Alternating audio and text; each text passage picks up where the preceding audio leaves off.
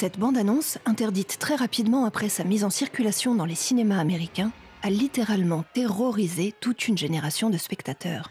Elle ne constitue pourtant que l'avant-goût du phénomène qu'elle préfigure. Quelques mois plus tard, le 26 décembre 1973, une foule de curieux surexcités se rue dans les salles obscures pour découvrir le désormais cultissime Exorciste de William Friedkin.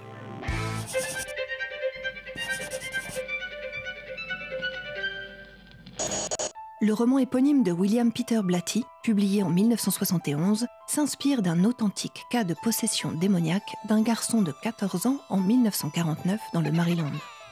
Les droits du best-seller, traduits en 18 langues, sont tout d'abord proposés à Alfred Hitchcock, pas intéressé, pour finir entre les mains de la Warner Bros. Pour la modique somme de 600 000 $ et l'obligation pour le studio d'embaucher Blatty à la production et au scénario. Plusieurs grands noms de la réalisation sont envisagés, mais déclinent l'offre. On ose imaginer ce que Kubrick, Penn, Cassavetes ou Nichols auraient pu en faire. William Friedkin, qui vient de rafler 5 Oscars avec French Connection et qui a adoré le roman, ne se fait quant à lui pas prier. Il faut dire que l'intrigue est prometteuse. Regan, une petite blondinette gracieuse qui taquine la planche Ouija à ses heures perdues, se prend subitement à ronchonner, rapport à un problème de lit un peu agité. Et puis, quelques jours plus tard, manifestement pas tout à fait dans son assiette, se met à pisser sur le tapis du salon en plein apéro dînatoire, en annonçant la mort prochaine de tous les invités de sa mère avec un aplomb déconcertant. Pas vraiment ravissant, on en convient, et ça n'est qu'un amuse-bouche.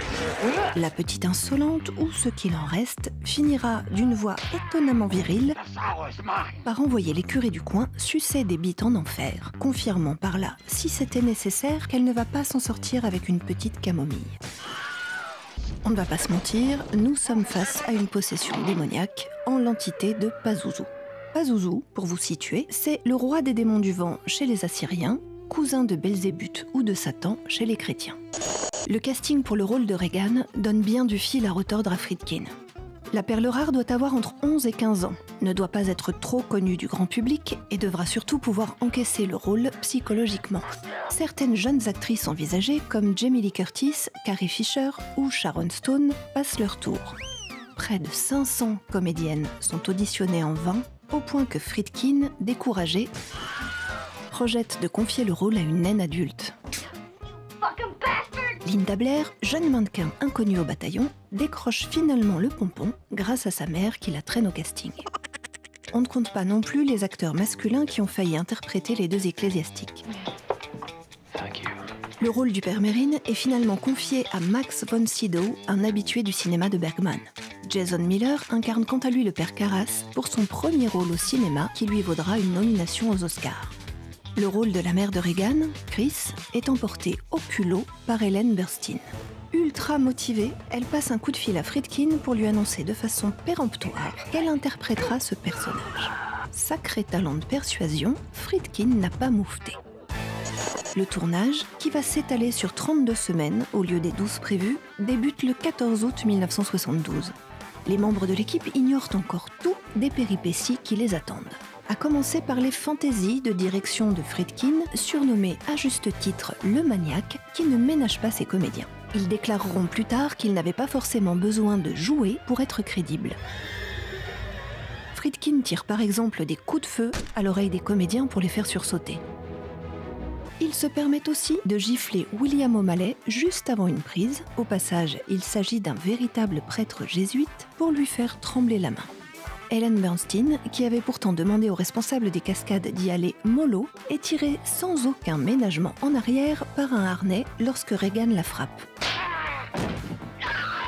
Elle en garde encore aujourd'hui une vive douleur dans le dos. Linda Blair est également grièvement blessée à la colonne vertébrale par le mécanisme qui la balance vigoureusement d'avant en arrière sur son lit durant cette scène. Pour une fois, Friedkin n'est pas en cause, c'est la plateforme qui s'est brisée. Fallait-il en outre être motivé pour jouer en chemise de nuit dans cette chambre réfrigérée par 4 climatiseurs qui maintiennent la pièce à une température inférieure à 0 ? Parlez-en à Linda Blair, qui ne sort plus, depuis, sans sa bouillotte. Le maquillage est signé Dick Smith, légendaire spécialiste du vieillissement, qui vient de terminer Le Parrain de Coppola.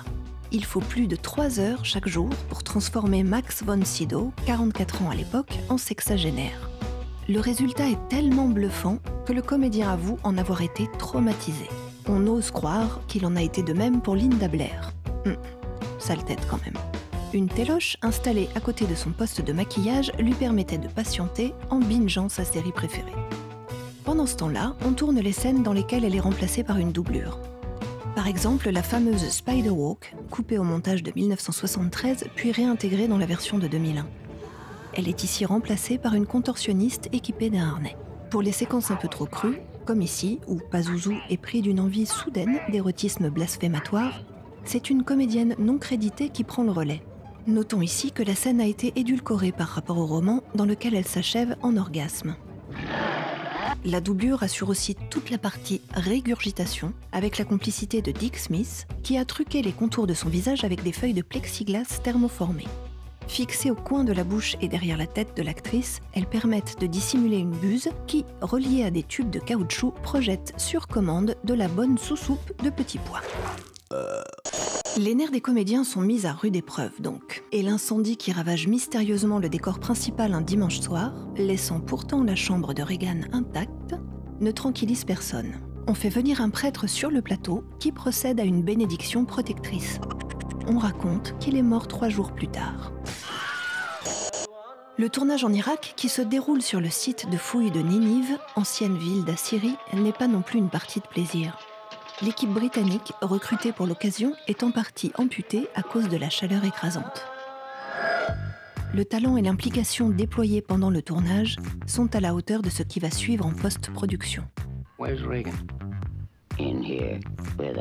Pazuzu est entièrement doublée par Mercedes McCambridge. L'actrice se soumet elle-même à un drôle de régime pour assurer la performance. Elle se nourrit de cru et enchaîne les cigarettes pour le timbre. Alcoolique abstinente, elle se remet également au whisky. Ça aide pour le ton, dit-elle, et demande à enregistrer pieds et poings liés sur sa chaise pour l'authenticité. Même Friedkin le maniaque en reste comme 2 ronds de flanc. Le sound design, un petit bijou, est assuré par Gonzalo Gaviria. Il mêle habilement grognements de chiens, cris de cochons à l'abattoir, gémissements de femmes en pleine convulsion et, plus sobrement, bourdonnements d'abeilles piégées pour créer l'atmosphère oppressante de la chambre de Regan. Enfin, de Pazuzu. Enfin, de la chambre, quoi.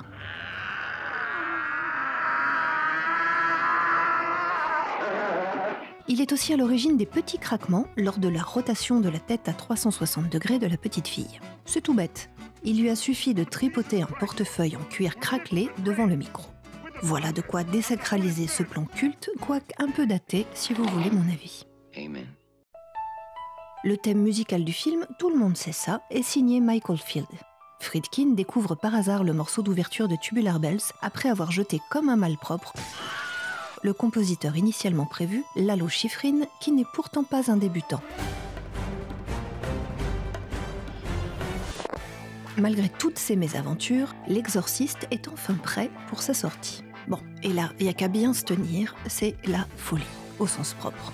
Des ambulanciers sont convoqués régulièrement à la sortie des salles pour récupérer les syncopés et les hystériques. Linda Blair est menacée de mort par des fanatiques catholiques et sera protégée durant 6 mois après la sortie du film. L'Exorciste, film charnière qui popularise le genre, devient rapidement l'un des films les plus rentables de l'histoire du cinéma. C'est aussi le premier film d'horreur à être nominé pour l'Oscar du meilleur film. Il ressuscite en 2001 dans une version augmentée de 11 minutes. Cette nouvelle mouture permet de réconcilier Friedkin et Blatty, pour rappel, auteur du bouquin et scénariste, qui s'étaient pas mal frités durant le tournage au sujet des scènes coupées. 3 suites et une préquelle verront le jour sans jamais atteindre la cheville de ce premier volet, coup de génie incontestable. Le bruit court qu'un reboot serait dans les tuyaux chez Morgan Creek pour 2021.